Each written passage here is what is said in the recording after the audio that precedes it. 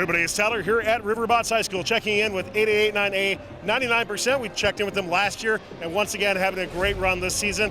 Finalists at Lobster Bowl and Excellence Awards. You're already qualified for Worlds once again, so congratulations on that. Of course, looking forward to seeing them there. But let's focus on this year's robot and what they have to bring. We'll be talking about a lot of different aspects of this as we go through. Overall packaging is very good on this robot. But we'll be covering a couple of key attributes, of course, from their intake, modifications to the Lady Brown that they're making as well, and maybe talk about some of the different sensors on this robot. Let's learn about 99% coming up here once again on Pits and Parts. Jeremy, let's talk about the drivetrain on this robot. Flip it over and tell me more about it, and we'll be working our way through the intake then. All right, so here we have a 6-motor, 600 RPM drive. It's super fast. It's on 2.75-inch wheels. We want it to be fast so we can rush those corners. We also designed this drivetrain to have a lot of tolerance. We found that at Wave, WPI, the fields were really bumpy, and our robot with low C channels often got stuck. So we switched these to these cross spaces that have bits cut up, so we can make them flush, almost completely flush with the C channels of the drivetrain. This helps with going over many different kinds of fields very smoothly. I want to talk about real quick your decision to go all omnis from like a design choice and strategy on the field as well too. I mean, you guys are obviously really quick, but you do slide around a little bit too. Do you have any concerns about defense being played against you or anything like that? Really, probably not so far, because our robot's just so fast we can just run away from defense. For the corners, since we're against the wall, like we're in the corner area, pushing us from the side doesn't really do anything because we're just going into the corner, the walls. What about from like wall stake? So, you know, obviously a lot of defense being played against wall stake teams on that. Like, how are you trying to either overcome or compensate for that? So a lot of it is from driver practice, but also we have this aligner here, so we can just run into the wall stake extremely quickly, and it automatically aligns us, and then we can just use our extremely fast Lady Brown mech to load onto the wall stake.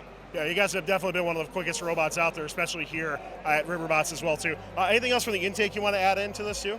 So we run a regular hook intake. We have, I guess, one pre-roller, and then it transfers directly to the hooks. And then it goes into our mobile goal mechanism. It's very quick overall. Speaking about other quick things, let's talk about the mobile goal clamp that you have in your robot. Charles, can we talk more about that? And then that Lady Brown mech, I'd love to hear about some modifications you made to it. Yeah, so with this bot, we decided to go as light as possible, as fast as possible. So this bot is only around 12 pounds. Sure. And if you see here, we only have about 8 to 9 inches of space. So that's really not a lot of leverage for our mobile goal clamp to grab onto that goal. So we decided for this bot, we decided to run a locking clamp. This is just because with a normal clamp, we were not getting enough leverage on the goal. So when we had a full stake and we were spinning around, the goal would fall flat against the ground. So now we can push on it, nothing happens. We can pull up on it, nothing happens. And yeah. Also, we have this Lady Brown here. If you notice, it's quite short. And this is just so we can do 360s well, our Lady Brown can go full 360, and this way, when we rush for those opponent positive corners, we can try and steal those goals without using our back clamp. So you guys have some meta elements on your robot, obviously, right? How do you think the meta is going to change on it? As you guys are looking at future designs on your robot, do you see anything maybe changing from that aspect? Really, I think this bot is honestly really competitive, and I think we could go pretty late season to it, at least until regionals. Yeah. And then also, one more thing with our Lady Brown is we're running direct 1-to-1. Well, no gear ratio. We're just running direct from the motor. And this is 100 RPM. And at Wave, we were running 66 RPM. But we found that 100 RPM had enough torque. And it was also faster. So you mentioned defense on the wall stakes. And one more thing is our Lady Brown's faster than other teams. So that means we can score those rings and be out of there faster, which runs away from that defense. Yeah, you guys have been doing a great job with that, no doubt, as you go through on here. As we talk about some of the different sensors on your robot as well, too, Ryan, you're going to start out covering a few of those. I know we're going to pass over to Peter to kind of wrap up on that, too. Yeah, so most of our sensors on this robot contribute to our odometry, and that's because odometry has one major flaw is of when you run odometry for over like an extended period of time, the errors will stack up, and when these errors stack up, your autonomous will become less consistent and less accurate over time. So in order to combat this, we have these 4 sensors on our robot right here, here, and here, right there. And what these sensors do is essentially track the distance between the robot and the wall, and essentially try to guess where the robot is in the field.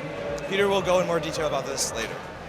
Something I want to ask you too with that, we're starting to see our teams utilize cameras and maybe some other AI functions, stuff like that for localization. Has your team looked at doing anything like that? We haven't really looked into that yet, but that is a potentially good idea. So can't wait to see what that is. What are parts of the sensors you want to talk about, Peter, on your robot? Yeah, so we've already mentioned the distance sensors that we've mounted on our robot that we use for localization, and they supplement our odometry routine in order to account for any drift that might occur during both our match auton and skills runs. And then one thing that we use for the distance sensors is that, like contrast with previous years, is that last year we had to specifically turn, like drive up to walls and then manually code a reset, look at this wall, and then like measure the distance. I think one thing that we sort of came up with is is an algorithm that runs parallel to our main autonomous routine, runs a separate task, and then it will look at all distance sensors, estimate what their lines of sight should look like. Are there any game elements in the way? Do we think there are going to be game elements in the way? And then do the readings make sense? Like if an Among Us falls on the field and blocks a sensor reading, it'll hopefully detect that and realize that that is not a good reading, we should not be using that, and it'll throw it out.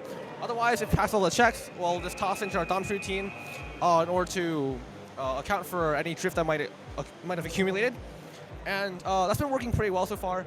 Well, 99%. I mean, you guys have been really rising through the ranks as we're filming this, so definitely going to be a deep run, I think, once again for your team. So I wish you best of luck in that as well, too, as you continue to climb through the ranks.